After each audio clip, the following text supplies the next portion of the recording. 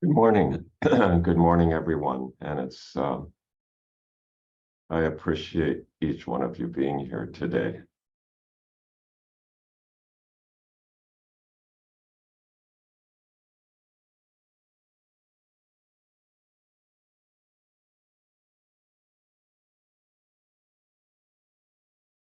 So it's April Fool's Day.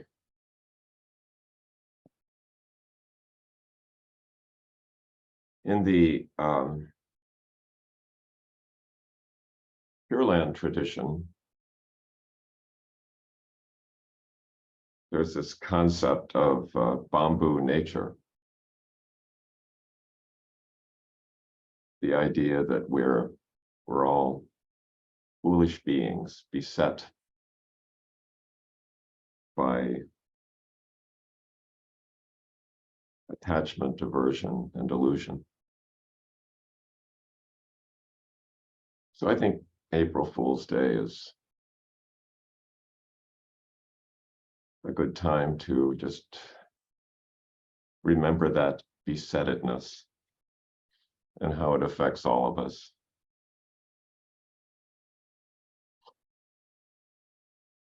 So happy April Fool's Day.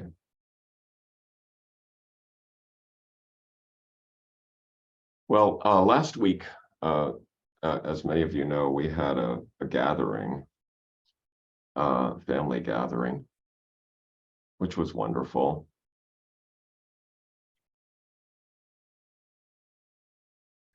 And then on Monday, Carol had more of a cough than usual.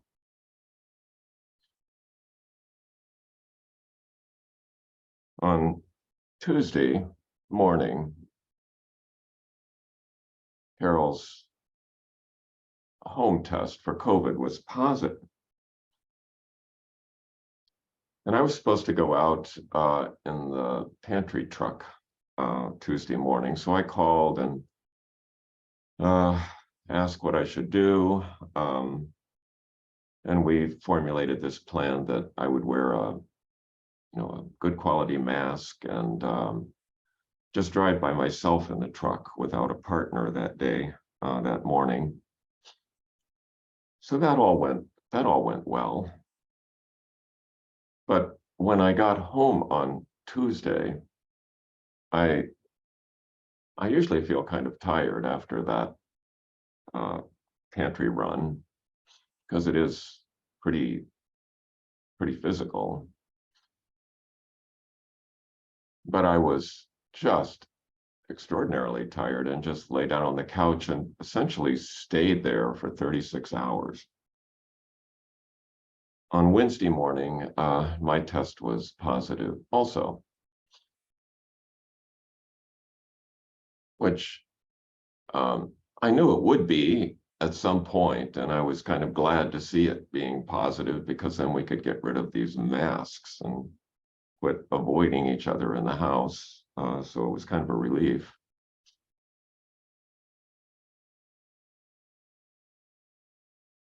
But after 36 to 48 hours, I felt better and was able to sit up and be around the house, and steadily gotten a bit better each day. So I'm grateful for that, and Carol is better too.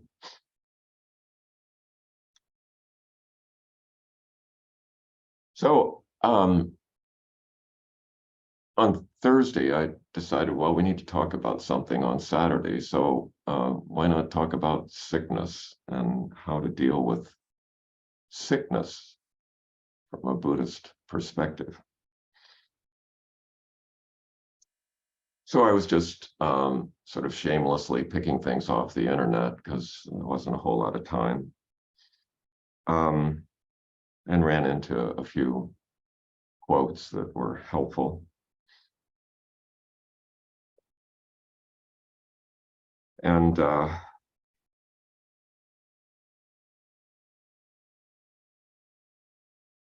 was a quote from Leo Tolstoy, who was actually familiar with Buddhism.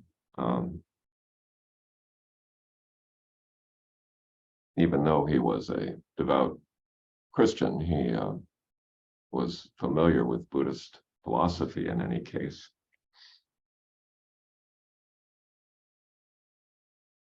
And his quote rang true to me. A person can fulfill their purpose in this life equally as well in illness as in health.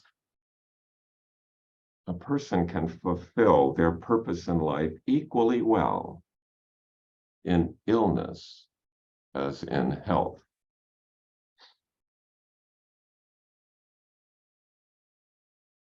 Leo Tolstoy's story is interesting. I didn't realize all of this, but he was immensely popular in Russia and abroad during his lifetime, and achieved considerable wealth as a result. So from a worldly standpoint, he was amazingly successful. But and he had completed War and Peace and Anna Karenina by the time he was 50, and just massive works of fiction. But then at age 50, he fell into a deep depression, a deep suicidal depression, which went on for 2 to 3 years. And life, he writes a very poignant description of what he was experiencing, just a total sense of meaninglessness. And obviously he couldn't really accomplish much during that time, at least not externally. But there was a lot going on internally. He was, even though he periodically had these suicidal thoughts, he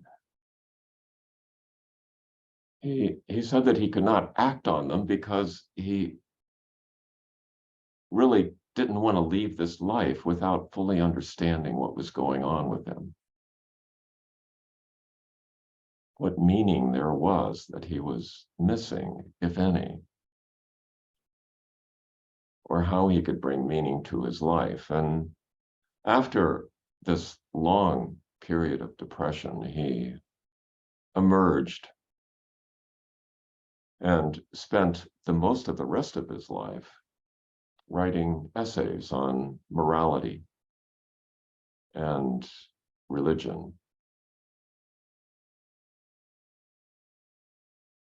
And devoting his time to charitable activities and service to others.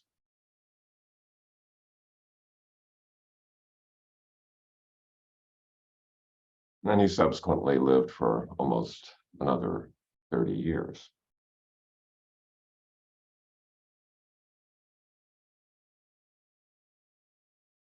Another quote. This is from sort of a person who is still living, Daisaku Ikeda, who is the somewhat controversial honorary president. Controversial, but unquestionably charismatic honorary president of Soka Gakkai. He says, though one may be ill, this has no bearing on the inherent nobility, dignity, and beauty of one's life. Everyone, without exception, is an infinitely precious and noble treasure. Everyone, without exception, is an infinitely precious and noble treasure. And finally, another quote I encountered from Pema Chodron, who many of you may be familiar with, a teacher from the Tibetan tradition. We don't need to be healthy to practice the Dharma. We don't need to be healthy to practice the Dharma. And then I ran into a section from a book. I think it was it was in, I think, Lion's Roar, but it was available as a short section of a book by Toni Bernhard.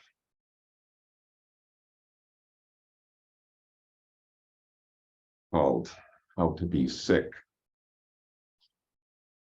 And I read that section, and something about the title of the book was familiar. And I knew that if it was a book with the keywords that contained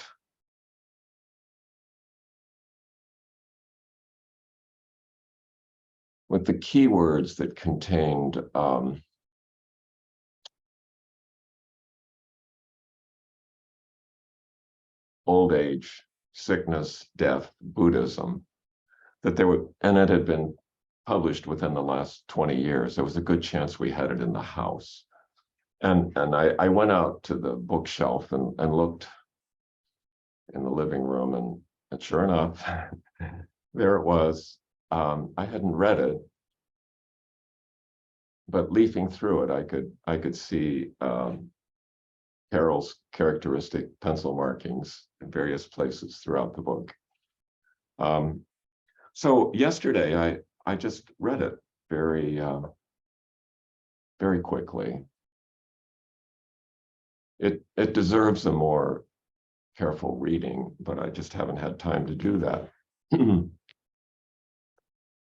But I'd like to talk a little bit about it anyway, from what I know so far, and because I think it's helpful. Toni Bernhard, her story was that she was a dean of the law school at UC Davis, and she was a professor of law there for, teaching full-time for 20 years. And clearly very successful and hard-driving person. And she and her husband hadn't been accustomed to taking, long vacations, but they planned this long vacation. At that point, the kids were grown up and they were able to travel, and they decided they would go to Paris for 3 weeks and just rent an apartment on the left bank and just explore Paris together. Sounded delightful. So they did this, and this was in 2001, and this was during August 2001. They were taking this 3-week trip to Paris, and as things go, they arrive in Paris. They get situated in the apartment, and almost immediately, Toni, the author, her husband's also Toni with a Y, and she's Toni with an I, so it's a little confusing at first. But the author, Toni, gets sick, and she just is sort of on the couch there in the apartment and can't move. And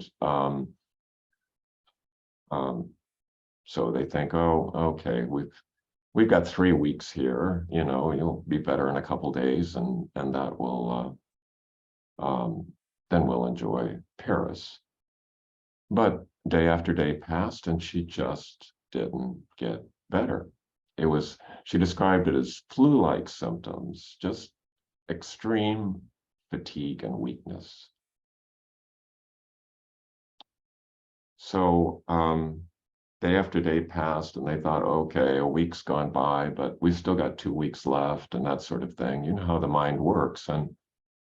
But the whole 3 weeks passed, and she could not really move from the apartment. So that's the way she spent the time. Her husband would go out and take walks and try to see a few things, but it obviously wasn't the same. So they returned, and she went to a doctor, and once she got back home, and she describes a whole series of doctor visits and CT scans and MRIs and many, many, many blood tests and all kinds of specialists, immunologists, rheumatologists, neurologists, seeing all these people. And it just went on and on and on. And she realized she wouldn't be able to teach that semester. But it just never got better. And she still had this fatigue and weakness, debilitating. She eventually ended up trying all different kinds of treatments. Now, it's important to know about Toni Bernhard that she was a seasoned practitioner, a seasoned Buddhist practitioner. Prior to this, she had meditated twice a day and went to retreats at Spirit Rock. That was her main teaching tradition, was the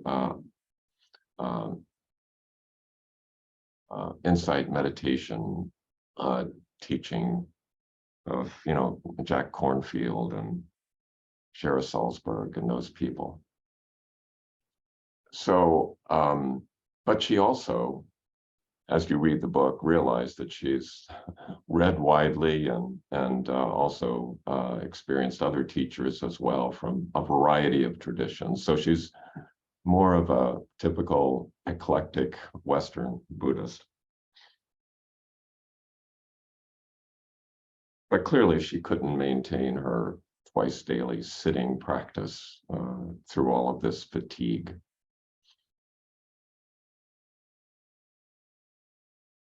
I remember, especially when I was still practicing gynecology, seeing people with this kind of story, just ongoing fatigue, weakness, chronic fatigue syndrome, we called it, that would go on for years. And there for a while, there was a theory that this was due to chronic yeast infections. And if you could just get rid of the yeast, that the symptoms would subside. I don't know how out there that theory is now, but there for a while it was quite popular. So people ended up going to their gynecologist. And I remember the frustration of seeing such individuals because they would be there to be checked out for yeast infections, and I just couldn't find any evidence of a yeast infection, and they would be frustrated. Or I did find evidence of a yeast infection and treated it, and they still felt bad, and again they were frustrated. I didn't even know who to refer them to, because I did, they just weren't really people who I thought could really help them. So they were back to their primary care physicians, having seen another frustrating specialist.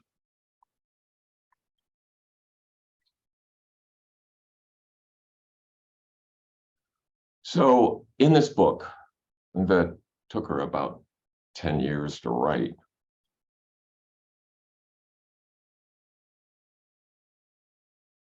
Toni Bernhard goes over her the strategies that she used to try to deal with this state of sickness.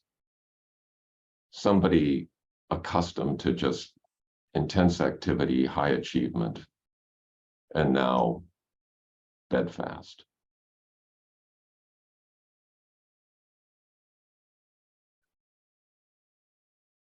The book is well written, and it's an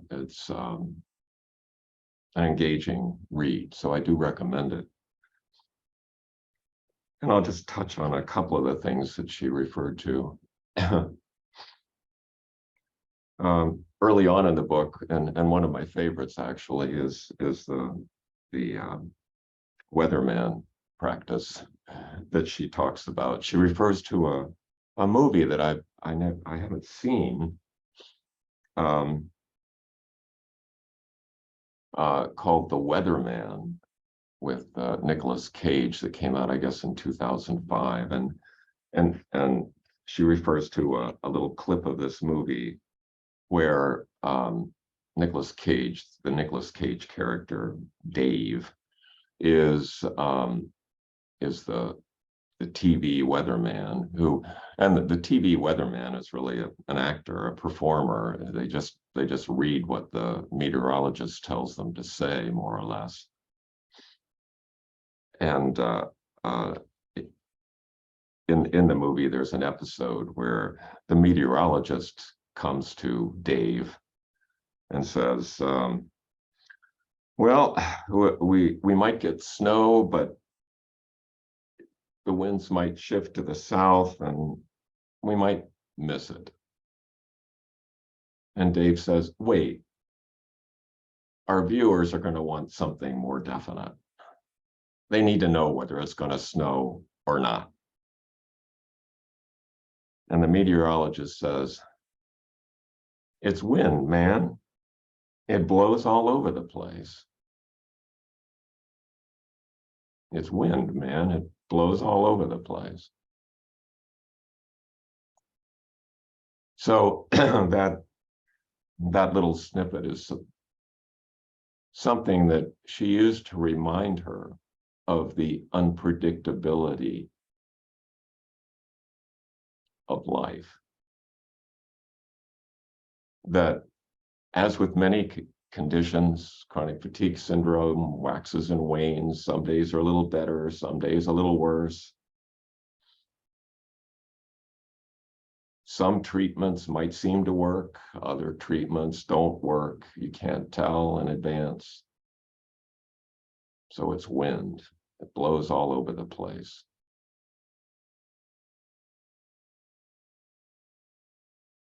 And the greater the expectation,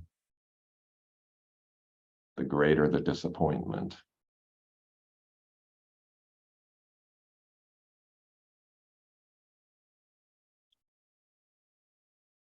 So you have to take it as it comes. And what ends up making us miserable is the feeling that we can control it all.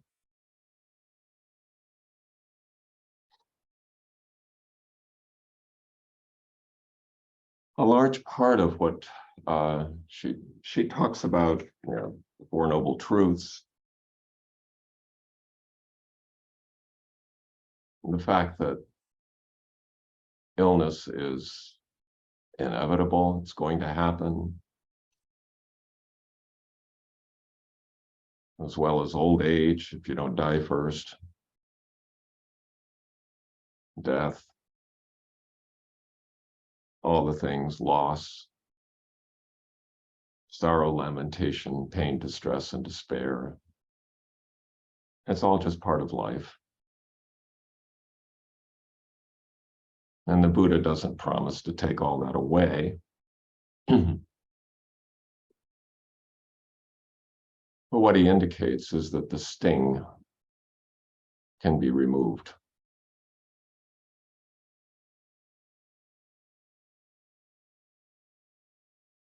And the sting of it all is fed by this belief that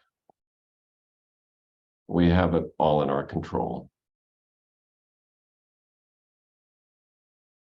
that we can pick and choose, get what we want, avoid what we don't want.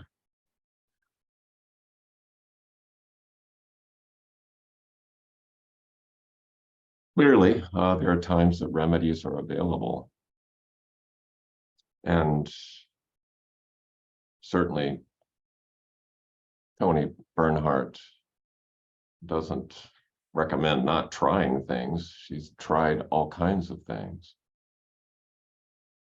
Carol and I are taking Paxlovid now, which we're grateful for. It, among people at risk for severe disease from COVID, it decreases the likelihood of hospitalization and death substantially.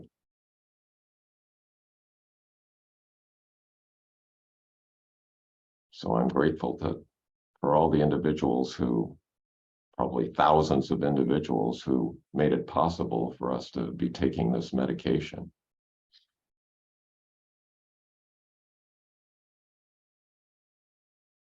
But keeping in mind that it's still wind, it blows all over the place, and we don't know what will happen.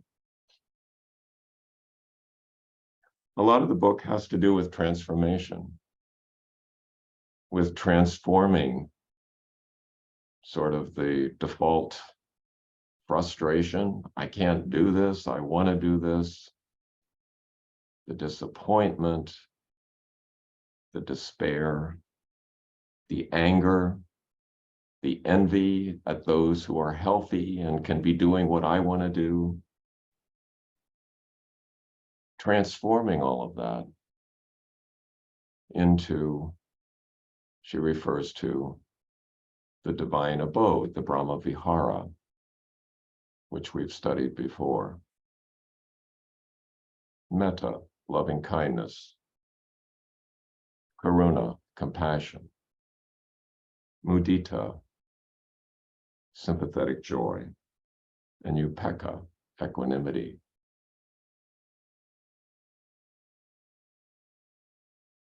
And she outlines various techniques that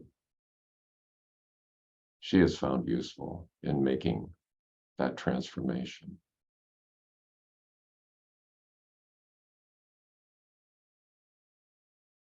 I must say that experiencing COVID, I feel tremendously privileged that I could lie on the couch for 36 to 48 hours without moving, just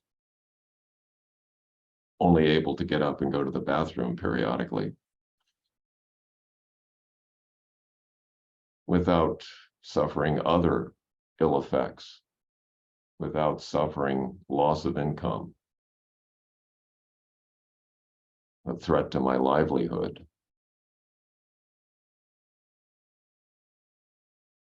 Without having to get up and go to work as soon as I possibly could, just in order to support my family, like so many people did.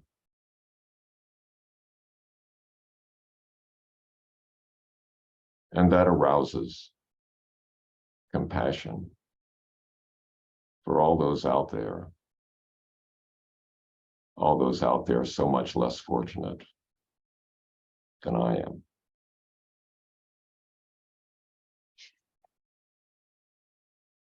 I think I've gone on longer, much longer than I intended, but there's a quote, there are a number of quotes in the book, but one of them is from Ajahn Chah, and I'll end with this. Let things take their natural course. Then your mind will become still in any surroundings, like a clear forest pool. All kinds of wonderful, rare animals will come to drink at the pool. You will see many strange and wonderful things come and go. But you will be still. This is the happiness of the Buddha.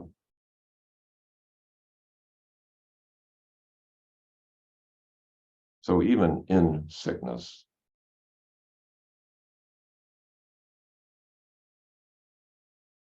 there is still this still pool available where rare animals will come to drink at the pool. And you can see many strange and wonderful things come and go. This is the Buddha's happiness. So I think I'll stop there, and we'll break up into groups. And what strategies do you have with illness, when illness strikes, when you just aren't able to do what you want to do? What experiences do you have? Is there anything you want to share? And then we'll get back together in a few moments and talk about it some more.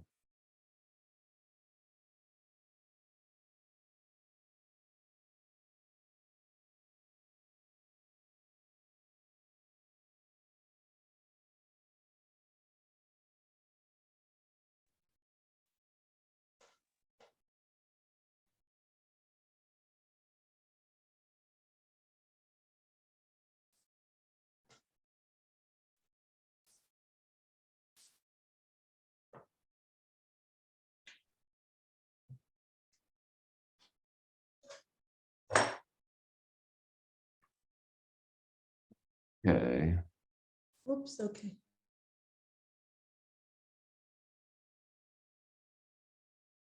Judy, are you in a room? Oh, there you are.